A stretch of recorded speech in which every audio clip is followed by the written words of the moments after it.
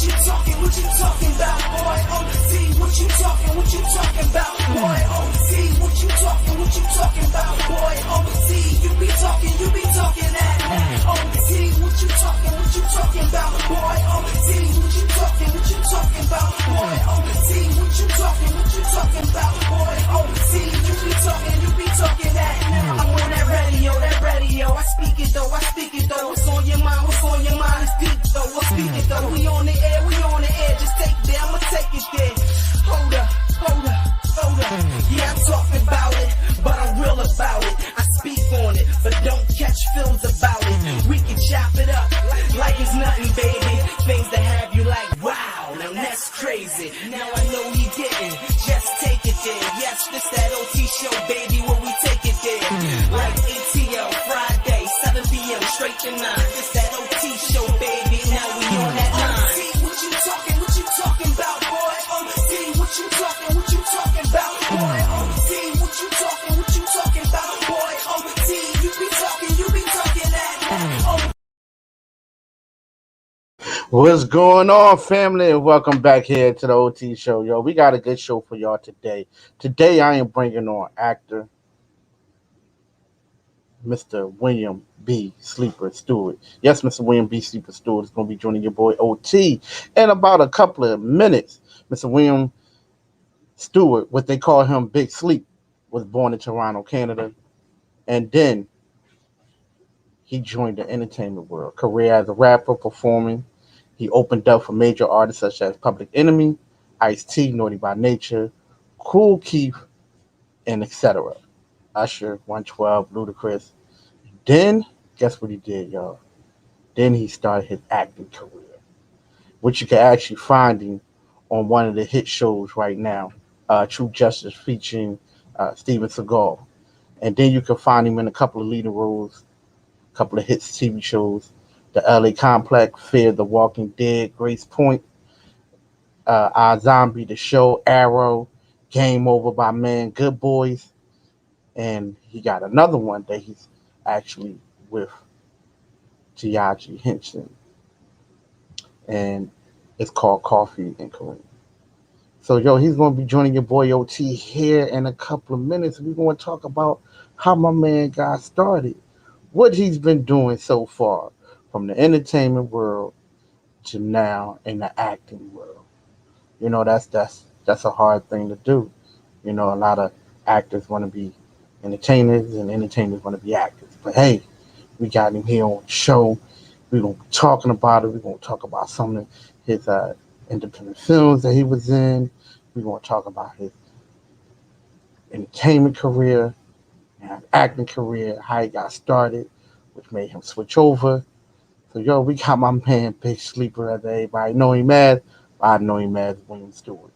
He's going to be joining your boy OT here in the show in a couple of minutes. Hey, it's Friday, y'all. Whew. We made it through this week. I'm telling y'all, mentally, physically, spiritually, we made it through this week. And this week been hard. Your boy OT, I had to get a mental break for a second. You know, I had to take off for a second to get a mental break. Because you need it. You need it. So much stuff is going on with the COVID. I don't know, y'all. I don't know. I feel like this thing right here is going to be going on for the next 2 years. I'll be honest with you. You know, traveling, doing things, being out amongst the people. You know, we getting back to it. Hey, Risha, how you doing? I appreciate the love. And I'll tell y'all this, you know, I was out today with my daughter, and we had ourselves a good time. But then all of a sudden, you know, I had to get back to reality, right? So the reality is, you know, mask up. Even though you got vaccine, they still change the mask up. So right now, you know, we're going to get into a whole lot of things. But I know one thing that I can tell y'all, that I'm good. It's Friday. I'm good. I'm happy. And can't wait. William Stewart, everybody knowing Big Sleeps. So I can't wait to have him on to join your boy OT, I see that my producers is telling me that he's actually on with us right now. So we're gonna go ahead and bring him in. We're gonna bring him in and make sure that he's settled. We're gonna bring him in a couple of minutes. Joe, I can't wait. Can't wait for this weekend. There's a lot of things going on this weekend. A lot of going to this event on Saturday. So I can't wait for this event on Saturday, little poetry event. You haven't had one of those in a long time, so the boy OT will be doing one. So hey, can't wait. But nevertheless, we gotta bring my man on, Mr. William Big Sleep. Stewart's about to join your boy OT here on the show. I'm happy. What's going on, man? Let's make sure that he's in. We good? We good? We can go ahead and bring him in. Add him to the stream. Yep. Add him in. Okay. Producers. Something must have happened real fast, but we're going to go ahead and bring him back in. We're going to bring him back in. Producers is working on it. I appreciate y'all. Definitely appreciate y'all. We're going to go ahead and bring him back in a couple of seconds. But yeah, man, we've been doing a lot of good things here on the OT show. We got another show. I think did we get him back on? I think we got him back on. So we're gonna go ahead and bring him back in. Producers working ready. What's going on, man? It's good, Pablo. You all right? Oh, yeah, man. How you feeling, man? I'm good. I'm just at the lake house, looking like I need Uh-huh. sunscreen and whatnot. No, dark. Yo, I'm trying to get that natural lighting right now. It ain't working. Factual.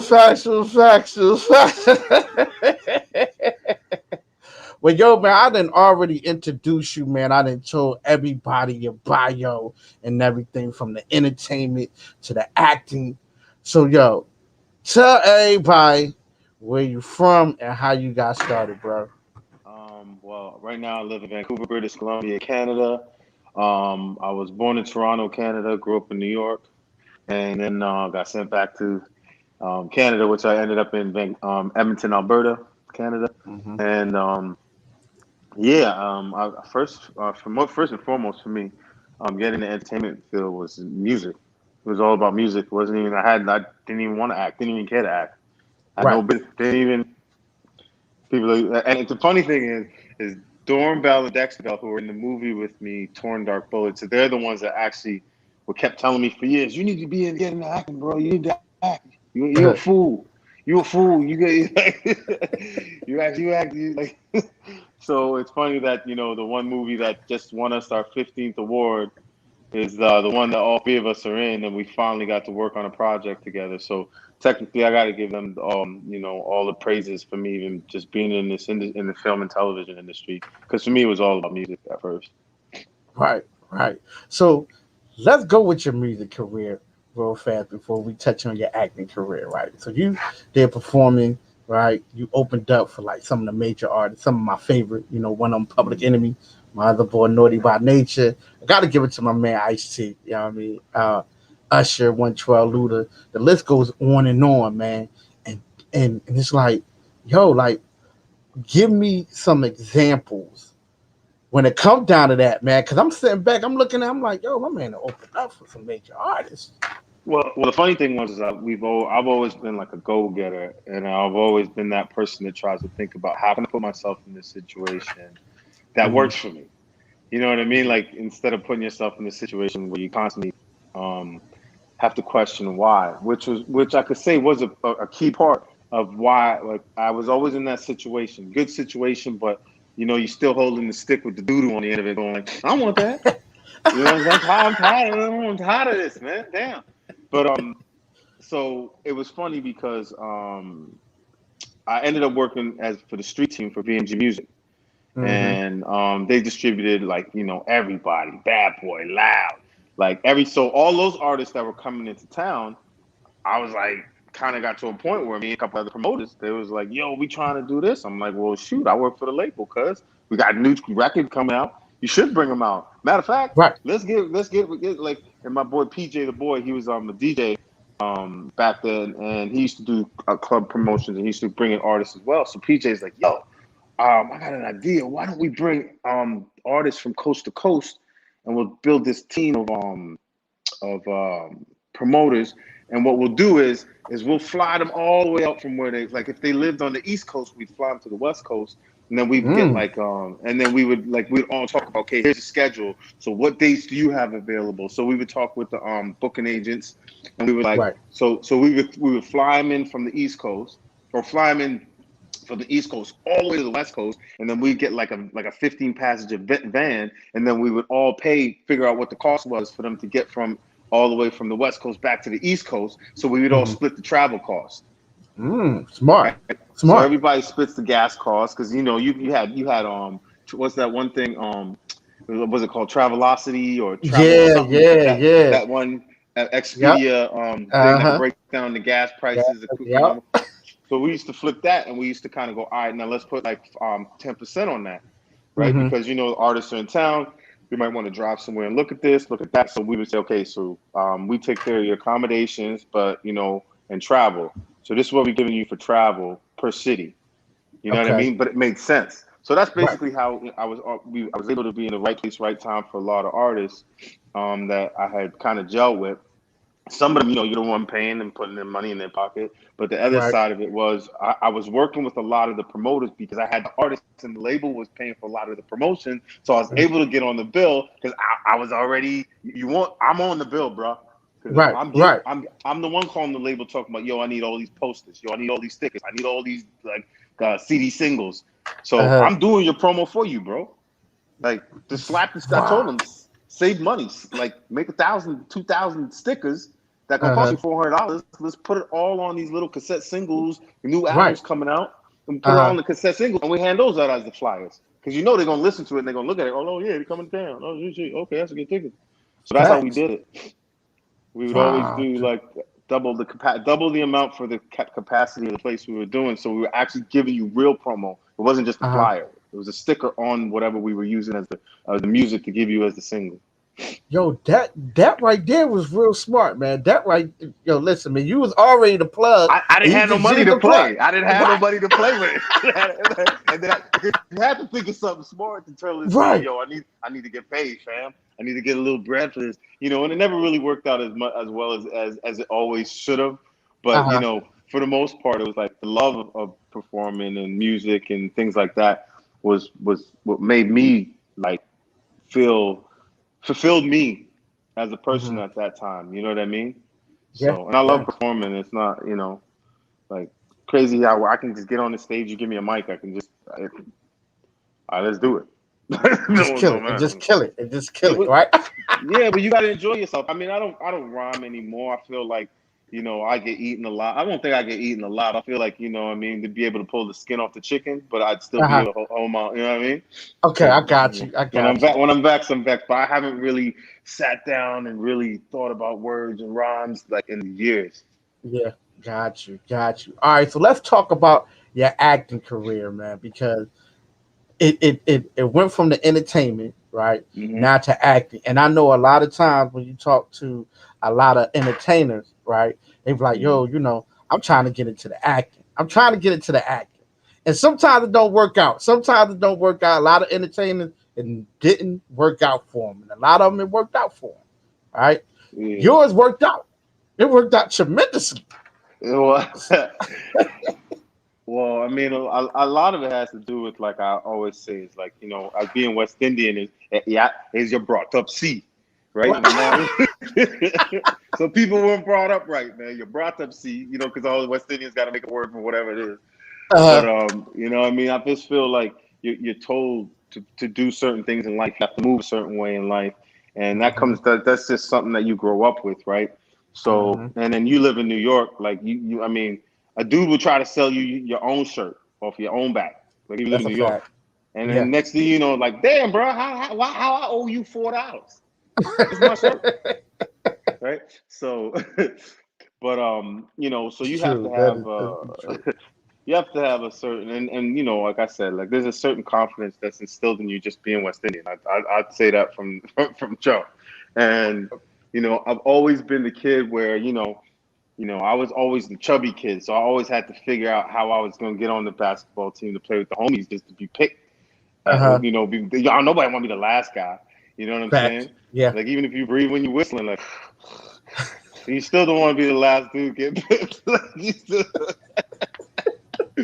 So you always got to figure out a way to make So to be honest with you, when it came to the acting part, it was more like I guess it was a natural progression because I don't really care about a lot of things. I don't really care what people think. I always feel like I'll try it, so I got to say like, yeah, I can't do it. I'd rather do that than say I can't do it before I can't do it. And acting was one of those things. I was one of the one weird things. It was like it was the only thing that I kept saying, nah, I can't do it. I ain't never, whatever, And it was all I fell into it, and I think it worked for me because I fell into it. It wasn't like I was going out there and I was hustling to get it. I was I ain't gonna lie. I was like I was sitting out front. I got Rockstar parking at this place, dropping a friend off at an audition. Right. So it was me and Mary Jane sitting in the car. And because I figured I ain't nothing to do for the day. I got time to kill. You know what I'm saying? I'm in BC. BC stand for Best Chronic as according to Snoop Dogg. And so we were having a conversation. And then then it was Dexter Bell who came down the stairs. At that time I feel there was only like 12, 13 black people. I would say 9, but I think it was like 12, 13 because they have mamas and papas too. So I say it was like 13 black people. So when you saw a black person in Vancouver, like it wasn't like New York where you're like, me, cuz? Right. You talking to me like, nah, I don't even know you, man. It wasn't even like that. You're like, hey, man, how you doing, man? Where you from? Like, you actually wanted to talk to black people. Right. I feel you. So he saw me and he was like, oh, you here for the football commercial audition? I was like, nah. And I was wearing like a Nietzsche. Remember a Nietzsche or the Nietzsche back in the day? Yeah. So I was wearing a red one of those and it had gray 42 on it. And he said, you dressed for it. And it was funny because that day I was like, man, it's too hot to wear this. But I was like, man, I ain't got nothing else clean. I was threw it on like that. So I threw it on and went out. And then it just so happened that he's like, you dressed for it. And it was him and his brother Dexter who kept pushing me to act. So he's like, I'm going to run back upstairs and see if you could audition. So he ran upstairs. He came back down. You know what I mean? I was just finishing my conversation with Mary Jane. And he was like, yo, they said you can audition. And I was like, hell no, I can't believe that. The reason why I told him to go up there to go see is because I'm like, they ain't going to let me. I got no headshot, no resume. You know what I'm saying? I smell like a freaking, like I shouldn't be here. Right. You know what I'm saying? Like, I was just like, there's no way. I was just like, yeah. Go ahead, man. See, whatever. He came down. He ran lines with me. He came to the sides. He ran lines with me. And the crazy thing is when it all said and done, it was between him and I for the last 2 picks. And then he told them, nah, give it to him because I just got this feeling like he needs to be in this industry. So at that time, I had no agent. And so they called me back and it was like, hi, William. And I'm like, yeah, it's always got to be some pretty white girl calling you back. Yeah. It's like, hi, William. And I was like, yeah. And she's like, I was like, speaking. She goes, hi, so I'm calling you from the football commercial audition for Cox Communications and you have a call back. I was like, I didn't call nobody. What you talking about? You want me to call you back? And that ass, I'm not even playing. So I was so green. I had no idea what was going on. So she's like, no, you have a call back. Are you new to this? And I was like, I don't know. She goes, oh, okay. So a callback means when the director and the actual client want to see your audition again. And I was like, well, what's wrong with the first one? Like, you want me to come back and do it again? She's like, yeah, that was wrong with the first one. Obviously, the first one was good because you called me back to come talk to them. So why don't you just use the other one instead of going and wasting all this time? So, and that was that conversation. She's like, oh, okay, well, she's like, so I was like, anyway, do I wear the same clothes like I was at the audition? She's like, if you'd like to. So as I show up back in the same clothes, right, from the audition, because I was like, well, that's what I was wearing for the same. I didn't know. So anyway, so I go back in the audition, and I meet with them, and they said the only reason why that I'm even here was because when I slated, I saw there was a white dude on my left and a white dude on my right. And I really didn't know what the slate was. I didn't know what he said. Okay, well, guys, we're just going to get you to slate your names and we'll just continue. So I heard this dude say, my name is Ryan something or Bradley or Steven or whatever. And he said his full name. So I was going by Big Sleeves back then. So I just said, and he said he was the something character. And I never looked at I didn't know what the character breakdown was. I didn't know nothing. I was like, well, I looked to the left, looked to the right, I said, William Big Sleeves Stewart. And I looks like I'm the token black guy in this commercial. I don't know. And they said that is the only reason why they called me back for the dude said he had to meet me in person because he said he's never heard a response like that in his entire life from auditions. That he had to just meet me. The client just had to meet me. So that's how I booked that, and it was the craziest thing ever because I made a whole lot of money, man. A whole lot of money that I didn't know about that was out there. And after that day, I was an actor. We was in triple overtime. I don't know how much time you got, but I got to tell this one little piece of this story because it's so funny. It's so funny. Because back then, I had to do things to make ends meet. Mary Jane was somebody who came and went a lot in the day for me, right? So anyway, facts. And I was sitting there, and your phone ringing, you like, damn, I'm missing out. I missed out like $300 tonight. I'm vexed now. Like I'm vexed. I showed up at 4:42. I didn't even know that was a real number to be at work. I was like 4:42. Like, why didn't you tell me 45 or whatever? But I didn't realize that in film they go in 6-minute increments. So something I learned. So I was like 6:42. What kind of dumbass place is this? Like what the? Like I didn't know. So I show up, whatever. So I got there at 4:42 in the morning. They missed the crack of dawn to shoot my stuff. Then they start telling me that now they might probably shoot it at 6 p.m. 6 p.m. done, gone, and went. And I'm still sitting there. It's like 8, 9 o'clock at night. People blowing up my phone. I'm like, man, I thought I'd be out of here too, man. Don't worry, I'm gonna hook you up with it. I'll give you an OZ for free. Don't worry, man. We're gonna work it out, man. Don't worry about it. It's all good. Then your girl's sipping wine, and she start feeling, what time you coming home? And I'm like, I don't know. So that's obviously like it's film. Now I know that's real actually dialogue that you have to say to your woman when you work in film. I don't know, babe. I have no freaking idea.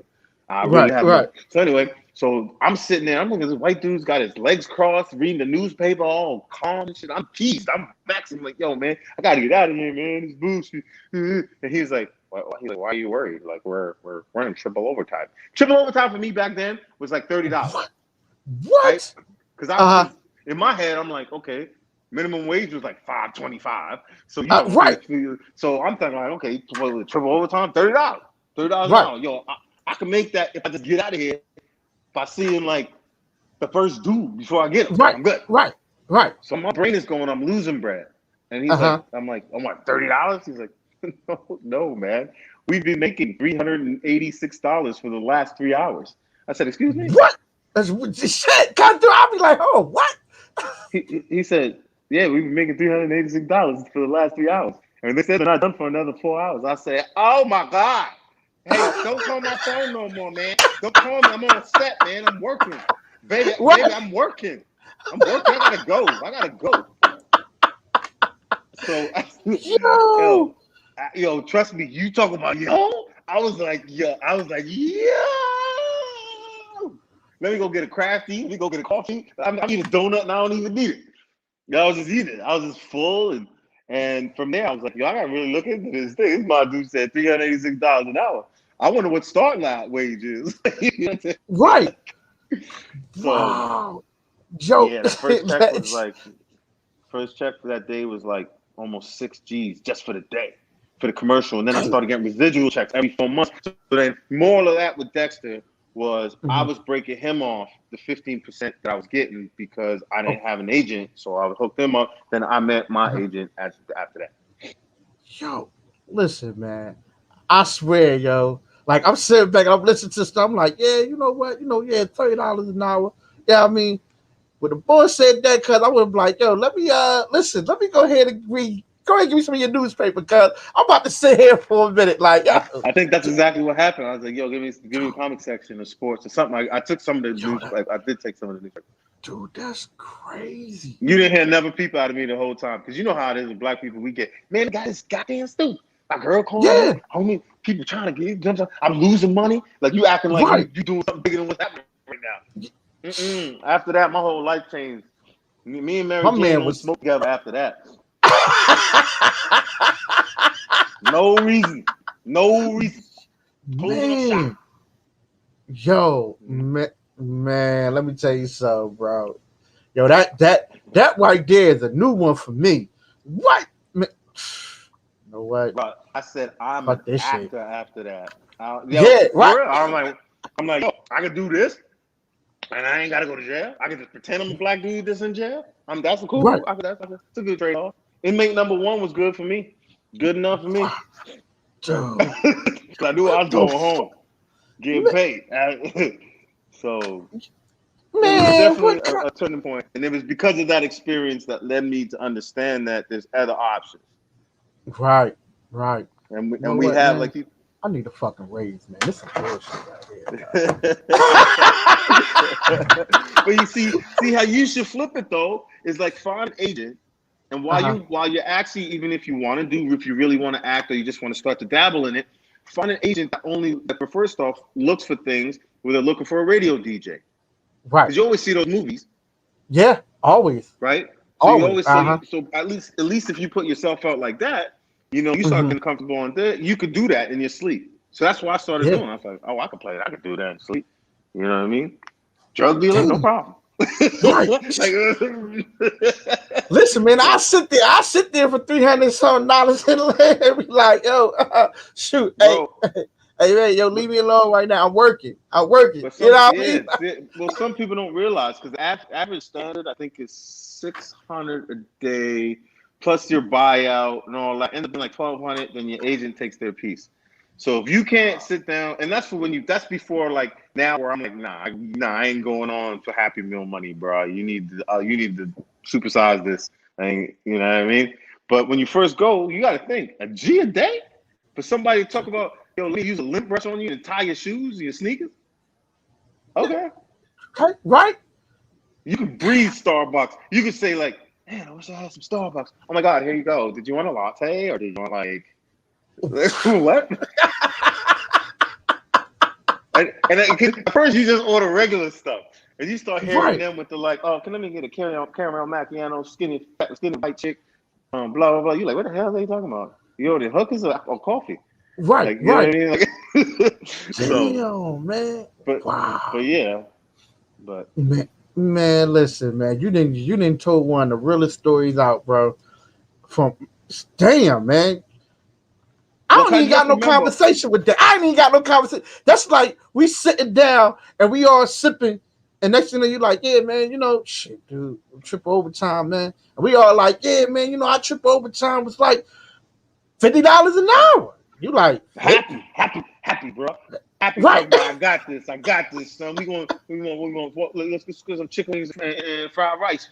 I got it. We good, nigga. Yo, grab a couple 40s. Well, you at? Hold that. Have that. Keep your change, man. You know what I'm saying? Get a couple Lucy's. Like you try. You know what I'm saying? Like, you good. You ain't even spent $50 yet. You ain't even spent $50 yet. Yo, man, listen. That's one of the realest stories, man. I'm sitting back, man. I'm like, damn. But it humbles you, though. It really humbles me because I think about like just that moment and just having your homies really. When you think about it, you decide one way or the other because you're watching homies around you die for $20,000, and it's their own roommate that killed them. Like that. Yep. Then you're looking at another side of it, going like, man, I got kids. Like if I do this and I get locked up, I'm done. Yep. So you have to really think about all those things, your sacrifices that you make in life, and when you feel it's easy, or just anything that you feel that's gonna either get you caught up in. And I was just like, even music or whatever, like you sacrifice the time away from family, no matter what. So even if you have your little job, I have a little job. I did whatever I had to do to make ends meet. But when I was like, yo, I could actually be the person that my teachers told me in school that I would amount to nothing acting a fool in class. Mm-hmm. And I swear to you, like, I mean, I've said this before. I really want to send them all something who told me I wasn't going to amount to shit. So I want to send them some toilet paper and a real big bouquet of flowers. Nah, because everybody going out by trying to fight for toilet paper still. You know what I'm saying? People right. Up on that. Yo, so, I just want to give back. Man. I just want to say thank you and give back to them. Yeah. Facts, man. So Damn, dude. God damn, man. You just got me fucked up. I ain't even gonna Nah, sugarcoat it, my bro. bad. Nah, my bad. You Nah. got me fucked up, yeah. New job. You're new job. But the thing was, is I always said it's like you continue to do what you love and add a layer onto it. Because Yeah. I love still writing music, but I mean I don't write for myself, so I just Right. write for I'll ghostwrite or I wrote like one of the songs in Coffee and Kareem, and Ron Rico Lee rapped it. It's actually the second song at the end of the movie. So I wrote Hmm. that, and he came in and I dropped the vocals. He kind of dropped the vocals over Right. that. Took out my stuff. You'll hear me low in the mix, just to Uh-huh. fill it out. But I'll do stuff like that because that's my Right. love for music, right? Exactly. Because now I looked at it, I was like, yo, you can't make film without music. So they Sure was can. making all you even back in Charlie Chaplin You before got you. Cats was Yeah. talking. Before Yep. Cats was talking, there was music. So Yep. music All ain't the going time. nowhere when it comes to that. So I was like, yo, I could always be involved in it, but on a Hmm. different capacity, and I don't have that stress to be like, yo, I hope Cats think I'm nice. I'm just Right. gonna make him sound nice. I'm gonna make people think he nice, and That's a my fact. check don't change. It sure don't. It sure don't. So, It sure don't. So tell our listeners, man, and and all our subscribers, man. Well, because I call them family. So tell our family, some of your upcoming movies that you got going on that you can talk about. well, to be honest with you, I had broke my foot in Coffee and Kareem. Wow. So I had my arch collapse because I was chasing King Batch fast ass. This nigga faster than a cheetah. So but I'm not even not yo man. I hate him for that. Nah, I swear to God, he ran so fast like there was 4, 5, 6, 7 cops chasing him. Like he was What? gone. Like I didn't know he was a track and field dude. I had no clue. So they're like, "And action." He's gone out the frame. I'm still 30 seconds off ass. Right. So thank God we're gonna do that again. And I was like, no, we're not. No. Okay. So by the time we did it the third time, I was wearing Timberlands. And y'all know Timberlands have Yup. no No foot support, support. bro. If you watch any movie, you watch any one of your homies tell the story, like, man, we was just chilling, smoking, drinking, and I was in my Timbs. You know he went to jail. You know he went to Yeah. jail. The story, he went to jail for sure. Because you ain't getting away in no Timbs. Ain't no and cats You don't ain't tie him lying. up. And cats really don't tie him up. Nah, it ain't happening. So Yo, let me go ahead and tell you, man, because you know what, you absolutely right, man. Because I used to play ball until sometimes. You know what I mean? You out with the homies, y'all go ahead. you Yo, dude, your foot tore up, cuz tore up. No support, no soul, no nothing, man. no, man. You walking bow legged the next day in pigeon toe for no reason, and you in different sneakers. Yeah, You know what I'm yeah, saying? And you yeah, in different facts. sneakers. You trying to walk slow, like nah, I'm good, man. Trying to walk light, man. You gotta walk light now, there. Yeah, but yeah. So when the support, my arch, and my foot collapsed, and I didn't know. I was like, "Ooh, that's felt weird." All right, we're gonna go again, Right, guys. So I did about 3, 4, or 5 more takes, and then it was like a flat tire, and I just like at first I knew it was like, man, this fat ass don't want to run. That's why he right. acting like he can't. His foot hurt. Yeah, right. So then they called over Crafty, and Crafty took off my boot, and that she took off the other boot and looked at my right foot, and she looked at my left foot, and she's like, does your bone normally stick out like that? I was like, no, it normally looks like the other one. Right. It normally looks exactly like the other one. No, it doesn't. So they were like, oh, yeah, okay. Yeah, he's done for the day. Yeah, I think he's done for the day. So we went to the hospital, and they were like, oh, we got to go. I don't know how we're going to do this. And I was like, nah, call time stands. They put me in a boot. I will throw my foot back in the Timberland for the other scene. So I don't know if you've seen the movie Coffee and Kareem, but when we're in the boxing gym, when Kareem first walks into the boxing gym, my foot's broken. That's why I'm sitting down on the stool. My foot's actually up on a punching bag, and where the cop is placed in the chair is to block my foot. So when I Wow. actually stand up, all my weight's on my on my right foot, and I'm Uh-huh. firing the gun. And they were Uh-huh. like, "Yo, you put your foot back in the your foot is broken. You put it back in the boot." I was like, Uh-huh. yeah, it's broken. It ain't gonna get no more broke, bro. Like we Right. good. Like they're like, oh, we can visual effects it. I said, you ain't putting that $85,000 on my black ass. No, we not. I'm gonna stand there. You gonna say action, and I'm gonna stand in the boot. That's what we gonna do. I got enough morphine in me to have a cow run over my foot, and I'm good. So Right. that, and Right. then people didn't know I was on painkillers the entire scene. they use 90% of my improv in that movie, but that scene is hella improv. And Michael Dowse, the director, was throwing us lines, and yeah, so it was cool. Wow. It was cool. But yeah, so those who didn't know. But so projects coming up. The only ones that we're gonna do. I also produce a television series. A web series called Cloud Van Tales. So it's on YouTube.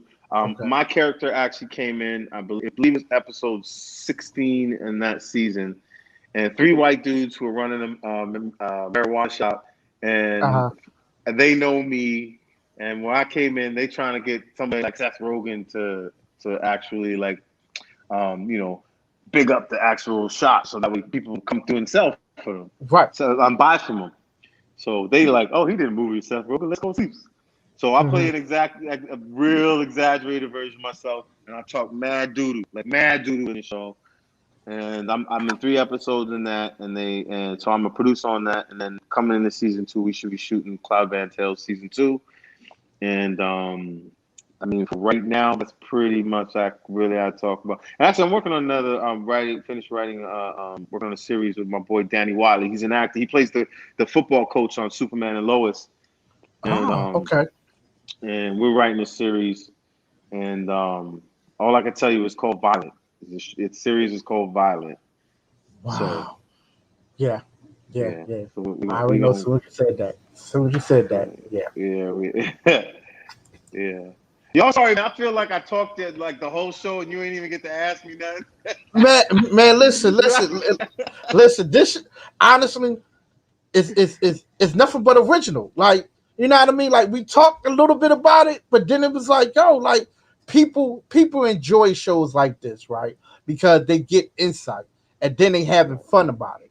Like, we sitting here, we cracking up, we laughing, like we sitting right next to one another, cracking jokes, talking about experience. You know what I mean? And these are the kind of interviews I love, dude. I'm not even going to sugarcoat it, man. I love these kind of interviews because it's scripted, but then it's unscripted.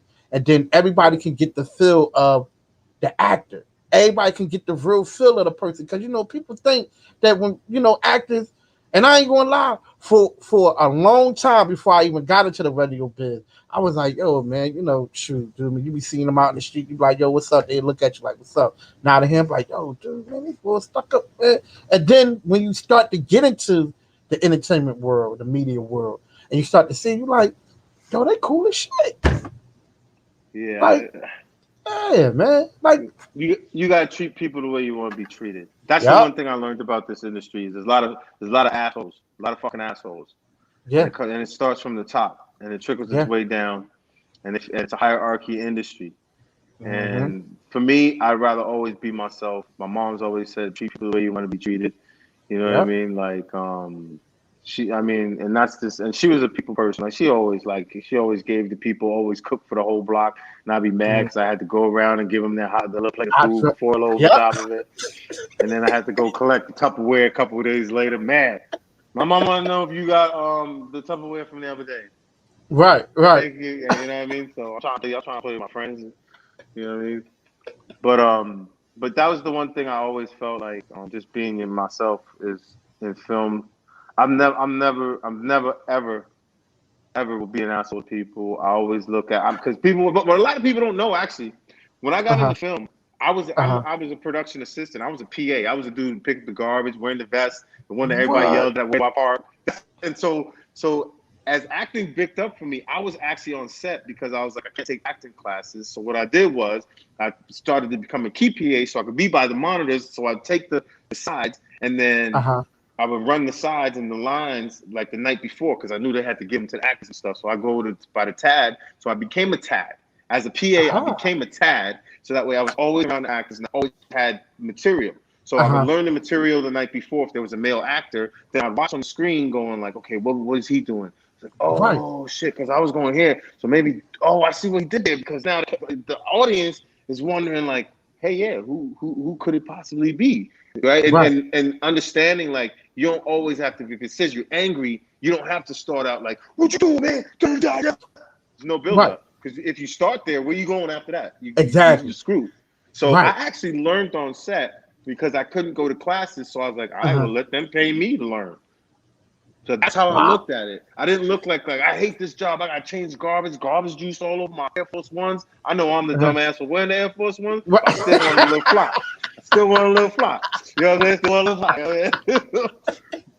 But that's exactly how I did it. It's like people would be like, I would literally tell people I'm gonna be an actor, da da da da da. And some people were like, oh yeah, okay. And some people now they're like, when they see me, they're like, bring in first team. They're like, I remember when you said that you was gonna. And I was like, I wasn't playing. Like, like, you know, if you look at it, you look at the very bottom of the barrel, like department in film, is people look at it as locations. Yep. So people talk to people a certain way as like, oh, whatever, he's just a PA or whatever. But if you really think about it, there's more of a 95% chance that somebody is going to be the person who signs your check. Facts. Because that's not why he's there, to become a freaking lifer PA. Do you know what I'm saying? So, because you talk to other PAs, they always tell you about their short films. They always talk to you about other things that they want to do, or they want to be a director, or whatever. So as I came up and I started coming up in the ranks, where I became a TAD, and then I started doing ALM work, assistant locations manager work, I would find dudes and I'd say, hey man, what do you want to do in the industry? Oh, I want to be in the camera department. So I'd be like, all right, come here. So we out in the bush, man. We're gonna be out there, and I know these camera dudes, they're gonna be fucking with me, asking me all kinds of dumbass questions about shit. Right. So why don't you go hang with the camera department and start help them carry down their lenses and do all that. So and let's talk to them about the camera trainee program. So at least these guys, as you going through the season, you start hanging with them like 5, 6, 7 times while we're at this location. And then so you actually spent maybe 20 some odd, 30 some odd days throughout the season with them. So now when you put your trainee assistant stuff, these guys are going to give you a letter being like, oh, he used to work with us when we was a PA, helped us out, knows his stuff. We love to work with him. So I used to do that with a lot of people. I would talk to them, hey, you want to be in electrics? All right, well, here's the book. It's 500 pages. So I'm going to stick your ass in crew park for 3 days. You better start reading. 15 hours, you're going to sit there, you better read. That is one of the smartest things, man, because you know what? That's an on-job training. And a wise man and a wise woman told me this, man. The person who knows the most out of every company is actually the maintenance man. It's actually the man who sweeps the floor that has all the keys, right? Because my man is everywhere. He know everybody's secrets. He know what moves things are being made. And sometimes that the cleaner, maintenance man is actually the boss. A lot of people don't even know that. A lot of times he's actually the boss. So I always treat people the same. Like I speak to everybody, no matter what. You know what I mean? Good morning, good afternoon, how you feeling today? What's up? You know what I mean? Because you never know who you're talking to. And like you said, that person that you was talking junk to end up 4 years later signing your checks. That ass. Here's a quick story. And you know what? I wanted to say first off, because I realized at the beginning of the show, I didn't get to say thank you so much for having me, man. And thank you for this opportunity. I like the vibe, man. It's dope to be able to just party and not have to worry about the robot bullshit. You know what I'm saying? Yeah. So I appreciate that. And any questions is open, by the way. You can ask whatever. And I'm not pressed for time, so you don't have to feel like I'm on a clock unless you are. Okay. But one story. I was on the TV series with Steven Seagal called True Justice. There was this camera dude who's always just a dick. You know what I mean? These guys who feel like they don't want the sandwich with the freaking whole wheat bread. They want it in a cup with the freaking the cold cuts wrapped around them. It's one of them dickheads. Right. So he's the kind of dude that was just like, he sees you standing there, but he would put his coffee cup on the ground 3 feet away from the garbage, knowing that you got to come clean it up. Come pick it up. Yeah. You know that guy? Yeah, that guy. Yeah. So anyway, I was like, whatever. So I show up one day on True Justice, and everything, and the way I dressed, you couldn't tell like if I was cast or if I wasn't. Like I always was like, yo, you always got a little fly. Right. I don't care what it is. I can keep the garbage away from me by holding it like out in front of me. You know what I mean? From getting dirty, I can hold it. Yeah. So one day I walk in and he's like, "Hey, Sleeps, how you doing, bro?" I'm pretty good, man. He's like, "Can we get a garbage can over here?" And you could hear the air get sucked out of the room, like, "This motherfucker did not this ass the fucking number 4 on the call sheet for fucking garbage can." And I was like, Fuck. yeah, man, no problem. As one right out the door, I'm gonna get it for you. And I'm going. I grabbed it. The wardrobe trick was like, "Are you fucking kidding me right now? What the hell?" And I was like, "No, it's cool. It's cool. Don't worry. It's all right." Right. So I grabbed the garbage can. I brought it right by him. And then somebody's like, "Hey, locations. You guys want to do that next time?" Like, I go, "Hey, no, it's not location." He knows me from being in locations, but he's always been a dick to me, so it's all good.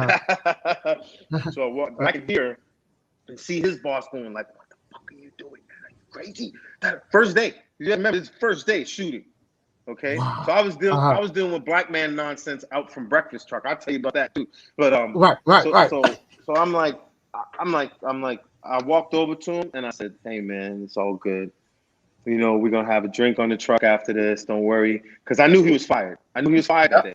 I knew he was done that day. Damn. Because you heard it. Everybody around was like, "Oh, we can't have this motherfucker here no more. What is he doing?" Right. So I said, "No, it's cool, man. I'm known for mad shows and stuff like that." He just thought I was in location, so it's all good. And I walked over to him. I said, "You a fucking dick, you know that, right? So you know your job is in my fucking hands from now on. You understand that, right? For the next 9 months, I go, if I fucking ask you for a fucking Kleenex, you better have one."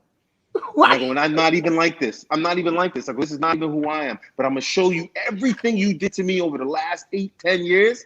You're going to pay for it on this show. You're going to pay for it on this show. I'm going to show you what slavery is. I'm going to show you exactly what slavery is. And you ain't even a PA. But I go, and I like Heineken, and I want a 6-pack of Heineken every single day I work. Make sure it's on the call sheet.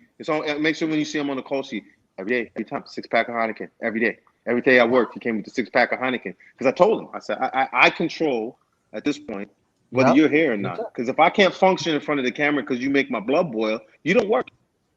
Yep. Your kids don't eat. Your kids don't eat. But I'm not like that. But I'm going to make you pay. Right. I'm going to make you pay. Right. And I like blunts too. So you should probably order some of those from Seattle or take a trip on the weekend, take your family over the border and get me some Phillies. Damn. He did it. But at the end of the show, I gave him back pretty much all of it. I couldn't drink that much alcohol. I pretty much gave him back the alcohol. We all kind of sat around. We drank it, rolled a couple blunts, whatever, and explained to him, like, bro, like, you can't just treat people like because you feel you somebody. Bro, I'll rip your union card away from you. You can't do that to Cass. You out of your goddamn mind? So, but that's the thing. I'm not that dude. I did it to teach him a lesson.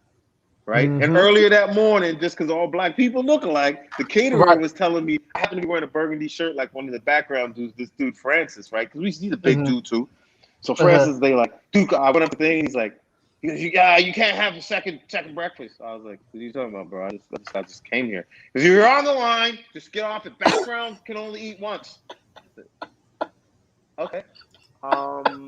I said, okay, dude, don't yell at me, first of all. I don't know who the hell you think you're talking to, but let's just bring it down a little bit. You're making a huge mistake here. I'm not. He goes, don't, am I stupid? What, you think I'm stupid? I said, yeah, I think you are stupid, because if you turn your head, you'll see my black ass face right there behind you as number 4 on the call sheet. It's my picture. You see my picture? Right. Yeah. He's like, by then the third AD ran out, which is first problem for this dude was, for the third AD was black. Second AD was black. Sorry. So now you got 2 black people angry at this dude, and this is 10 years ago. This is before we had anybody like black people of color, any nonsense like that. So yeah, I didn't see that catering dude another day. So you just never know who you talk to. It's just you go to work. Don't bring your nonsense to me. Like, I was looking at this way, and I tell people, yo, if this is the only place you got power, like, I apologize. You need to talk to wifey about that. Don't talk to me in a certain way. Like, let's talk about, you can't talk to me. We signed a deal memo.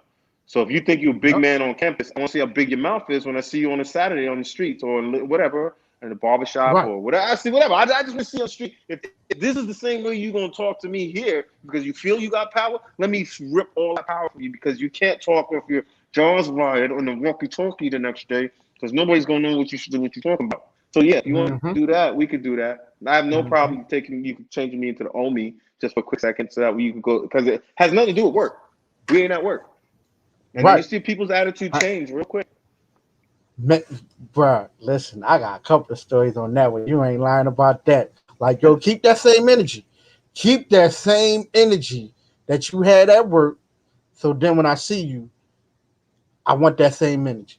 You know what I mean? And I was always taught, you never know you never know who you gonna bump into Mm-hmm. out in the street. You Mm-hmm. never know. You think the world is big, but the world is kind of small. You never Mm-hmm. know. It'll be that day that you was talking junk that Friday, and that person see you on that Saturday and That's confront what you happened. like, yo, you know what I mean? What's up, bro? You know what I mean? That's exactly what happened. Exactly You know what happened. I Happened mean? about 3 times. It happened about 3 times. Vancouver's only so big. But usually when they see Mm-hmm. me, I'm with 4 of my black friends like bigger than me. I'm 6'2", Yeah, 220. And you yeah. got my boy Danny Watley's like, I don't know what he like 900. He like just a big black dude. His arms about the side of my face. His muscles like his biceps is stupid. So I love when you watch them do the little tiptoe and the grovel dance, like Uh, I was having a bad morning and I didn't have my coffee and da da da da. Okay, well I got an idea for you, man. Why don't you leave 50 minutes early so you can get your coffee? Because next time you talk to me like that, I'm gonna slap the shit out of you for just because we at work. So I owe you that. You know mhm. that, right? Right, right. At work, not no more on the street stuff. I'm gonna do it at work, and you can tell everybody, nah, he owed me that. He owed me that. Right? So I'm pressing Mm-hmm. record now, and you can just say, yeah, well, you're slapping the face this time you talk to me that way. Because I'm going to hit you heavy handed. And the thing is, it's Mm-hmm. weird because people see, then they start going, this motherfucker crazy. Like, Right. because it's like, I'm calm. But I got Mm-hmm. 4 or 5 people behind me that look like, yo, we could do this. Mm-hmm. And people forget. It's like, Yep. a lot of people change their lives to enjoy what they do, but it's still in them. And they Yeah. fight that urge. They fight that urge. And I've been Yeah. fighting that urge for a long time because I know this side of the tracks is better. And I want better Mm-hmm. for my kids. And I'm not setting a good example for a lot of people, but I say it with a smile when I tell you that don't ever do that again. Because I'm Right. dead ass. Yeah, yeah, yeah. But Yo, I'm gonna tell you something, man. This is true facts, man. I did that this morning. Man. I had to have a conversation with another boss, right? Because I was having a conversation and he butted right on in. And we both looking at one another like, yo, what is his problem? What's his problem? So actually went on and had a conversation with him. His whole level of emotion changed because it wasn't that conversation like, yo, dude, you real disrespectful. Like, hey, listen, man, you know, what you just did right there was very unprofessional. Very unprofessional. But we're going to have this talk to go to the other office because what I'm going to say to you, I need someone to be around when I say it because I don't want people to get these words twisted. And his whole body language, everything changed. And it's like, damn, dude, because you got I didn't really, professional with it. yeah, yeah, yeah, Don't burn my yeah, house down because you got right. like lighter fluid. Yeah, bro, yo, and having that conversation, my man, like, yo, I'm sorry, man. I'm sorry. I was having a rough day. I said, dude, everybody have a rough day, but that's no excuse of you being that unprofessional at that time. You know what I mean? Like the cliche is, I'm having a bad day or I'm going through things. Like, yo, dude, that time is over. Fuck Everybody, out of like, here. yo, you had the slightest idea. Like I told him, I said, dude, my mental is like very messed up right now, and you don't know what's going through my mind. And at that simple point right there, it was like, yo, dude, I'm about to really like punch this bull all up in his face. But I had to think, Yeah. yo, dude, I got kids, and I Yeah, support them for a it's a, second. But yeah. But I'm gonna get him. I'm gonna get him in a way that he's gonna understand it. And I actually end up checking my phone, and he sent me an email. yeah, but Apologizing sometimes on you the have to email do too. that though. But Yeah, sometimes you have yeah, to do that because they realize it because it becomes muscle memory at work for you to feel like I can do this and I can act the way I want to because it's yeah, normal. And I got a yeah. title that when I leave this place at 6 o'clock means shit to me. Yep, You know what I mean? yep. So, and the thing is like a lot of times when you check people like that, they remember, oh yeah, next time, okay, yeah, Yep. And like I said, I'm a firm believer of treat people the way you want to be treated. I'm always trying to be cool with people, but don't. It's called work, bro. It ain't called like psychology class or like Yeah. you're supposed to be here for me to try to help you with your issues and your problems to bring it right. So your day got messed up, and so I'm supposed to have my day messed up. Nah, bro, you signed a deal memo. You can't talk to me like that. So that's Right. first Exactly. thing. So let's Right. do that. So I always use the professional stuff to explain Uh to them, and if they weren't huh. hearing me, then I got to explain to them where it could go. And if I Yep. catch you in the street and we ain't at work, bro, remember we got our 24 hours and 36 hours off. I'm on my own time. And the thing is, when you got homies, when you making money, you ain't got to do nothing. Right. Fact. That's a fact right there. That's a fact right there, man. But Joe, man, listen, man, you got to come back on, man. You have to come back on, bro. Please do, man, because listen, we gotta keep it going. We definitely gotta keep it going. Anytime. A lot of energy. All right, okay. All right, so listen, I'm gonna hit you up. I'm gonna hit you up and leave you a couple of things when I'm hitting you up on the thing. But yeah, man, you got to come back on, bro. Anytime, man. I appreciate it. So tell everybody where to find you up on the IG, on everything. Yo, hit me on IG at big_sleeps. I'm the worst dude when it comes to like really pushing myself on social media. So any help works. Big_sleeps. Not fully, because everybody follows that dude and he's Puerto Rican and he's Hispanic. So he got the name. He got it. I was like, yo, do I call him and ask him if I should buy him? But I was like, nah, I'm cool. But it's big_sleeps. Or you can catch me at Hollywood North Radio. I do a radio show or kind of a podcast radio show. Kind of just like this. Okay. It's called at Hollywood. You can follow me at Hollywood North Radio. And yeah, I mean, other than that, you know, I'll be out there to let you know like other things that I'm doing. But big_sleeps. And at Hollywood North Radio, you can find me. Yeah. Appreciate you, man. Listen, man, I appreciate you, man. Like this right here was one of the funniest and the most entertaining and the most organic interview, man. Like seriously, like I'm having so much of a good time that I'm like, yo, dude, like all the rest of the shit right now, yo. Like we didn't already pass. I'm sorry. Listen, I ain't even play the commercial for the sponsor. Like this is like, yo, dude. I'm like, hold on, wait a minute. What commercial is it? So this is like a beard commercial. It's a beard commercial. What's the name of the beard? Yeah. Some kind of oil. So matter of fact, I'm gonna play it. Just stay right there. I'm gonna play it right now. We gotta pay these bills right now. Don't forget to get that beer to be sipping, y'all. You know what I'm saying? My bad. Use my promo code.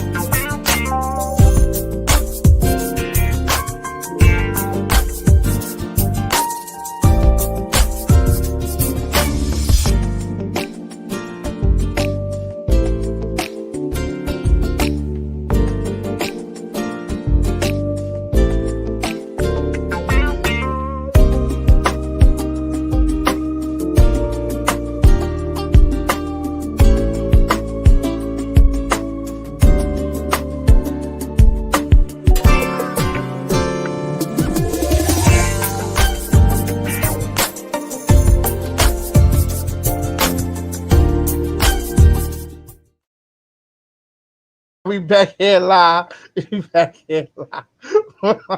Big sleep. Hey, that was ready or not, parent. You know what I mean? Yo, listen, man. Yo, I had so much of a good time, man. Most definitely, man. Listen. You coming back on? You know what I mean? You definitely coming back on, bro. You definitely coming back on. And this shit was like, yo, I could do this right here all day, bro. I could do this all day, man. Listen, I appreciate you, man. I definitely appreciate you so much, man, for joining your boy OT here on the show, man. I appreciate it. Yo, you out there in the lake house, you know what I mean? Yeah, you know what I'm saying? I'm here, bro. Chilling. Oh, man, yo, that's a beautiful, beautiful scenery, man. That's a beautiful scenery, man. So, yo, all right, man.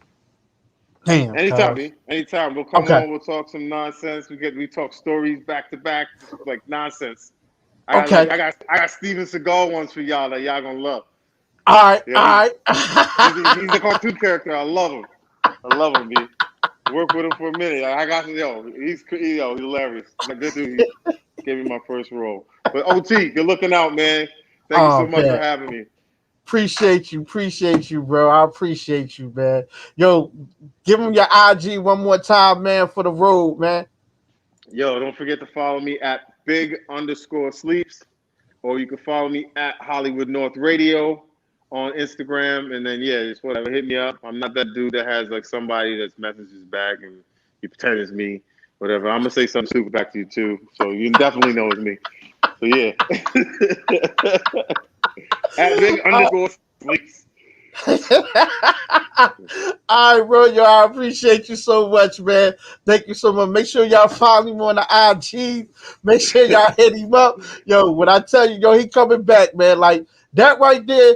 Welcome to the family, because I always say welcome to the family, man, all the time, man. Yo, and damn, bro. Damn. Since we family, like, you know, it's getting close to the end of the month, cuz, and I just wonder if I can hold a little something, just cause, you know, not playing. We family and all, right? You know what I mean? Facts. Like, yo, man, let me get that, man. You know what I mean? Yo, you let me know, hold that. yo, Let me hold man, that, I man. need You know that. what I need Yeah. that. So, yo, but hold on. Right now, you in Canada, right? Yeah, Vancouver, BC. Okay. British All Columbia. right. Were you in New Yo, York? man, I actually went there. I'm actually in Philly right now. Philly? But I actually went there, man. I went there when I took the trip to Alaska. Went to Alaska. Oh, okay. Yeah, Y'all get your man from Leslie. Big shout out to Leslie, Upscale PR. I think my phone's gonna die. But yeah. I was just trying to find a kid who was like, hey man, where the charge at? Yo, you're coming back on, man. And that ain't no goddamn talk. Like, you know how people like, oh yeah, you know what, man, we're gonna have you back on. No, bro, that shit is real. Yeah. I'm gonna talk to Leslie. And then I'm telling her to give you my math, like my personal number to hit me or whatever, and we'll make it work. Okay, I got you. I appreciate it. All right, bro. All right, Let's man. get back on schedule. Yes, sir.